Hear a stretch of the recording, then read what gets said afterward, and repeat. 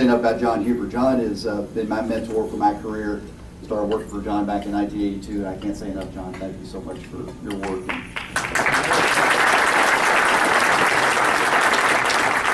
The work ethic, the passion, the commitment to the community, what I've learned from John is so valuable to me, and it's set the path. And then we're passing that on, that legacy on to the folks here at the Louisville Water Company, and even the folks we'll soon find out at MSD as well. We're going to cover today this concept of one water. That's a term we're using to potentially look at consolidation of the Louisville Water Company and the Metropolitan Sewer District. What we're going to cover in 3 segments over about 20 minutes, and we'll leave time for questions, is one, the recommendations of the Mayor's Task Force. Second, the next steps. John teed that up a little bit about where we're going next step, because this is going to be a very methodical process. And the third, we're going to elaborate on what we see as the potential benefits for a one water consolidation. First of all, on the Mayor's Task Force, going back, the Mayor asked us to examine the operations of Louisville Water Company, Department of Public Works, and then also Metropolitan Sewer District to find out, are there opportunities to partner, synergize, et cetera, essentially to get economies of scale that would allow us to be able to deliver better services at lower rates to our consumers.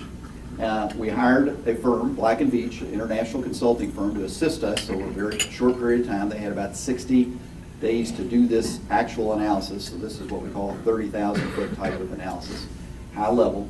They assisted the task force. The task force met 10 times. They were all public meetings, so the mayor insisted that this be a very open and transparent and public process. Here are the task force members. I won't read down through there. We brought John in here today because the mayor asked John to step up and lead this task force effort. There are several members on this sheet that I think you will recognize.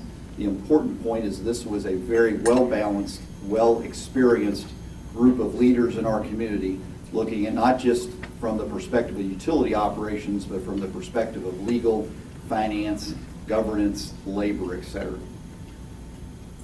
What was really important for us, because we did not want this to become a political process, this is vintage John Huber here. What are the guiding principles that we're going to set out before we even begin the process to determine what the ultimate outcome are going to be? You can see these. One, we have to enhance the governance and the operations of the utilities. There has to be significant realistic cost savings. We absolutely, this is very, very important, that we are going to do this with local control and management. What that means in our industry is we are not going to privatize the water and sewer operations and let somebody from another country operate our utility here in Louisville. Water and wastewater services are so vital to every community. And we've seen failure after failure in other large cities, such as Atlanta is one that comes to mind. When you pass that operations and ownership or control to an entity outside of your community, it usually serves well for 2 or 3 years, and then ultimately you have failure. That was a key component. You can read down the list. Mitigating future rate increases. Can we bend the rate increase curves? We're going to show you some data here. We wanted to make sure we have a sustainable business model. We don't want a short-term solution. Utilities, by definition, are long-term entities that have to have a viable long-term life. So these guiding principles, the mayor signed off on, and this is essentially the boundary conditions of the framework in which the task force would operate. Here also, I'm not going to read each one of these, but the utility has a whole host of constituents. Obviously, customers come to mind. But when we take a look at it, we've got the boards, the Metro Council, the elected officials, the Jefferson County delegation has input, our bondholders, the folks that hold, that are the trustees of our long-term debt. All of these are various constituencies that when we slice and dice all this, we've got to make sure that we are respecting each one of these constituencies and that we can protect what we have today and actually enhance the relationship with one of these constituencies or each one of these before we would move forward. Here are the key task force findings. There were actually about 10 or so. I just highlighted the ones that are germane for where we're going forward. The point here. One is through Black & Veatch, we discovered that we think that we can save as much as, once we get started, about 5 years out, about $25 million a year. That's a sizable sum. If it was $1 million a year, I wouldn't be talking about it today. We would have already closed the chapter. So number one is there is significant potential savings. Second is we believe that there may be legislative changes because we have the Louisville Water Company and we have the Metropolitan Sewer District. If this was two companies, merger's pretty easy. If this is two departments, merger's pretty easy. If this was two districts, merger's pretty easy. But when you have two separate entities, a company that is for-profit, owned by the city, and a district created by state statute, we have some challenges. So we may need some legislative changes. There is nothing before the legislature today, but as we map this out, we may need legislative changes in the future. Third major item is protecting the bond ratings.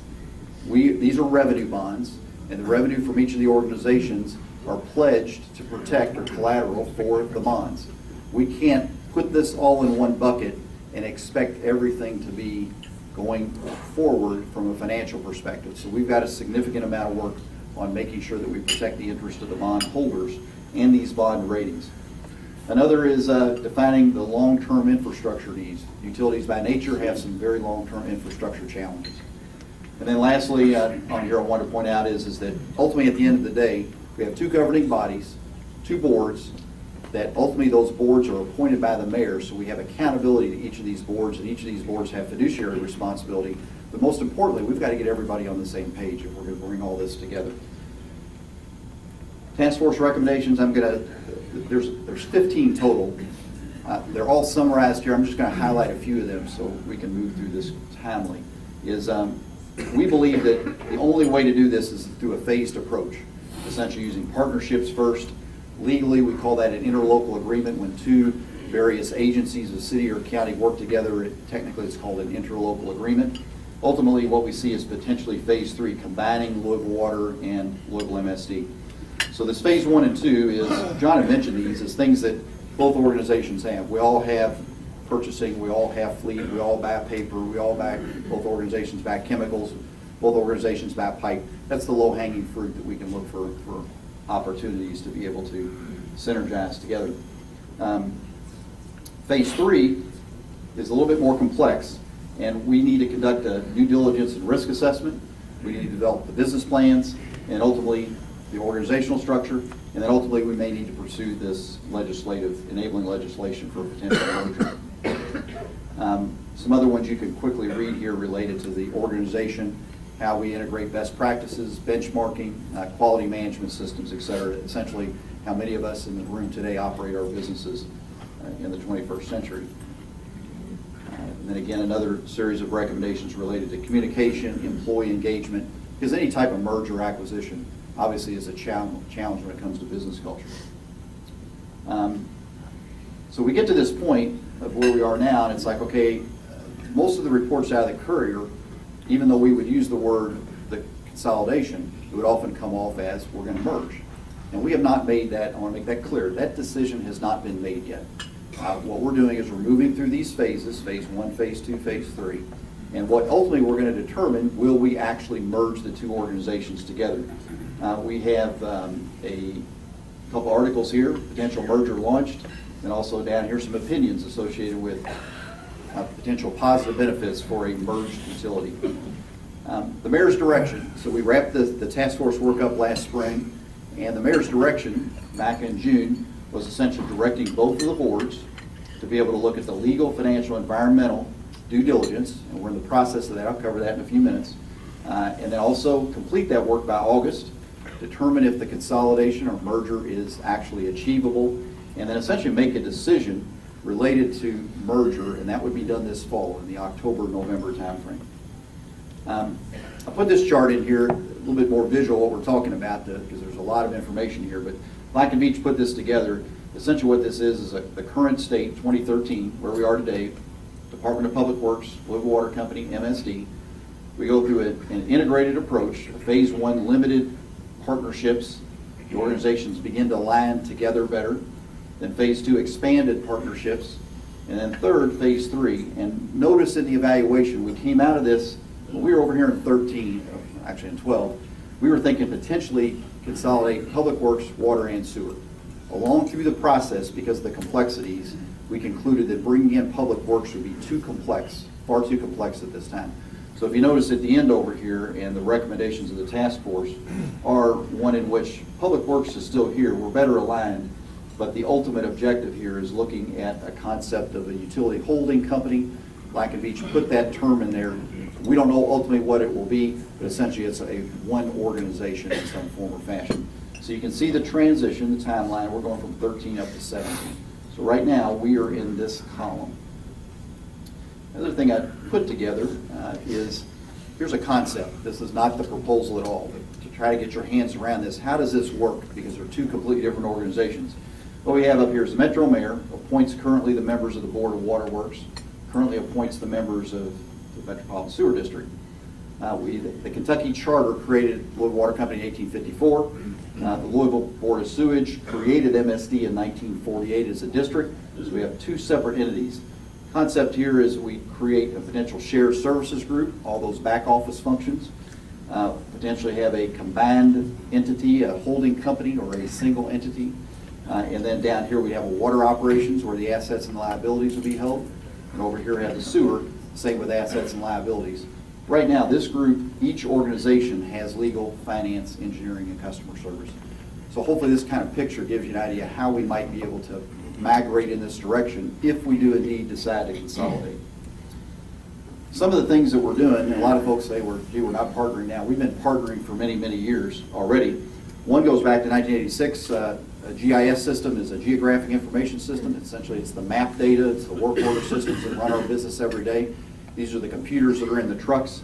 That was a partnership that was started actually by MSD, took the lead on this back in '86, and it is now going well over 25 years with how we manage. And the good part about it is water, sewer, metro, PVA are all partners. LG&E, JCPS, and others are also involved.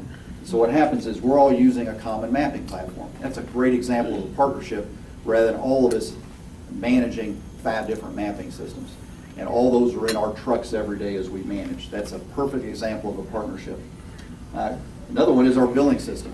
We've been billing, water's been billing for sewer for over 50 years. And obviously everybody in the room that gets a bill from the Louisville Water Company includes sewer on it for you. That's another example. We're going right now through a completely new, launching a new customer care and billing system, and MSD will be a partner with us. And ultimately, this new technology is going to allow us to read all of our meters remotely. And so we will get real-time data on how to manage water, much like LG&E is doing right now with managing your energy. So we're moving forward with technology, and MSD and water are a partnership. Ultimately, the investment for this program here is going to be about $70 million between the two organizations. So another great example of how we're already partnering today. We just started this partnership, the emergency radio system that we've adopted with EMA, the 911, the Doug Hamilton Group, Debbie Fox Group, and we're on a common radio system for emergency response. It's a highly secure system. So if we have an earthquake, a natural disaster, a terrorist attack, the cell phone systems go down, this system is highly secure and highly reliable in your utility operations. We're sharing costs and all saving money as a result of that. We also see, we mentioned earlier, purchasing partnerships, wide variety, and then we also see actually work partnerships between. So these are the opportunities that we have. Rather than doing them separate, how can we start coordinating them together? Next steps, where we're going here for One Water, what's next, is I've laid out 5 steps, and this is what we're in the middle of right now. Kind of color-coded these. If they're green, that means they're done. If they're red, that means they're in the process. If it's in black subsets, that means it's still work to do. Step 1 that we've been working on for the past, really, almost 16 months, is we had number one, we had to stabilize MSD. We talked about the audit earlier. The audit was a very difficult challenge for all of us, the board, the community, the mayor, and certainly the senior staff and the staff at Louisville Metropolitan Sewer District. The great thing about it is that audit is now behind us, and we're moving forward. We've learned from it, and we actually had a recognition from our state auditor, Adam Edelin, that it was the most comprehensive and best audit response that the audit department of the state of Kentucky has seen. So we have come out of that, and you can be proud of your sewer district and how we have emerged from that to go forward. Because you can imagine if we're still spending a lot of time on the audit, we can't move to One Water. We mentioned earlier we need to update our bylaws. That's in progress right now, and we're also in the middle of a strategic business planning process. The other key thing here is we need to rebuild the business culture at MSD. We certainly are currently working in the process of compliance with the Clean Water Act. That's the consent decree, the $850 million investment Essentially what that means is we need to stop taking, during wet weather events, waste that would normally go into the sewer pipes. When they overload the systems that we have at MSD, they go into the streams, the Beargrass Creeks and the Ohio River. We have to stop that by federal law. And we're in a 15-year program to be able to eliminate all of the combined sewer and sanitary sewer overflows. That program is on schedule, and right now it is under budget. That is good news, because many of our communities across the United States, that is not the case. So that's in good shape right now. But more importantly, we need to build a sustainable financial plan for MSD, and we need to begin to change the business culture at MSD. Alignment process, we've got the new billing agreement underway. We've got our shared services through interlocal agreements underway, and the due diligence will be completed by September. We're going to make this go or no-go decision in the fall of this year. Step 4, ultimately potentially consolidate water and sewer, finalize the utility governance model, what's the organizational structure, develop a transition plan, and then begin to transition to One Water, again, all predicated on if we make that go or no-go decision. And then ultimately it's a transition process that will be completed by 2017. So kind of wrapping up, like, what would be the benefits? Why would we be doing this? So what are the benefits for our customers, for our community, and for our constituents? There's a couple of things, and how we're going to begin to lay this out from a performance perspective is, at the Louisville Water Company, for many years we've used what often is referred to as a balanced scorecard approach.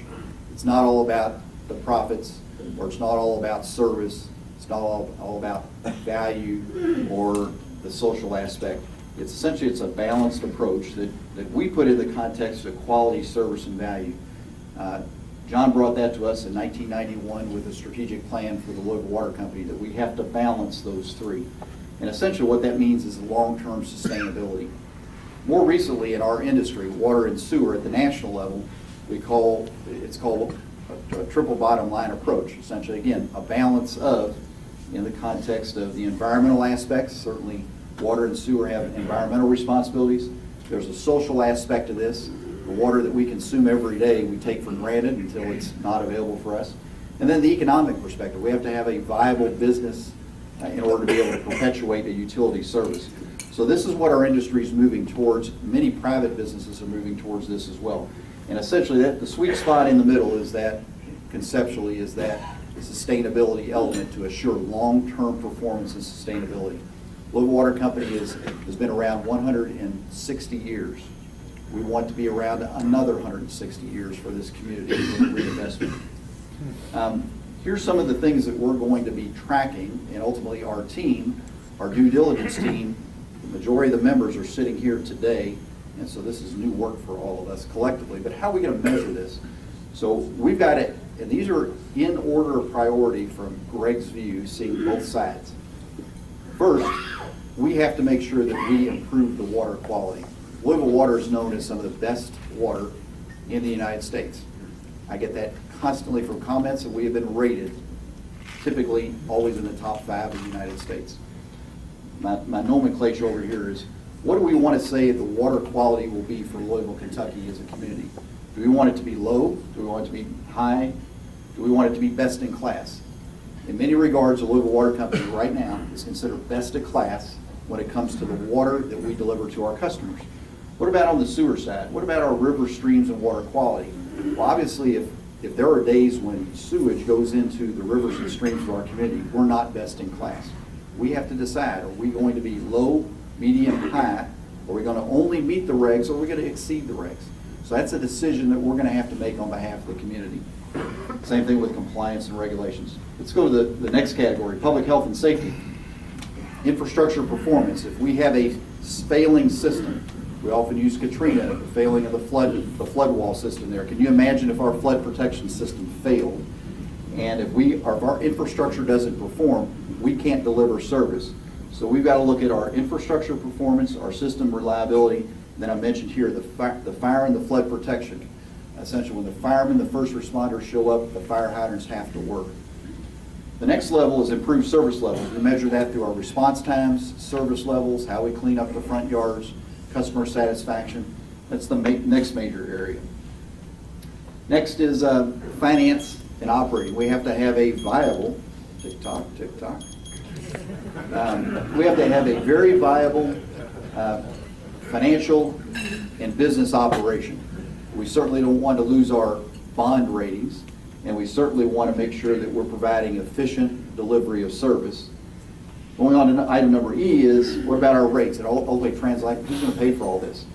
What we're looking at is generally our industry compares our rate increases to the typical CPI. CPI has been fairly low recently, and our rates have been higher than CPI. But we also can compare it to benchmark cities. What are our rates compared to Lexington, Cincinnati, Indianapolis, Nashville, et cetera? And then also EPA gives us a median household income, affordability on the side for low-end fixed income folks. Then F is community value. We're an organization that if we combine together, it's a $350 million organization, and there's significant value with jobs, with economic development, community engagement, and sustainability. And that integrates the, actually those are double that title change, but down here on the community value from both a social perspective, but also at the bottom from a local ownership that we mentioned earlier, economic development. That's a duplicate. Here's what we did, we just put this together yesterday just for this meeting, is what would this mean? How does it translate?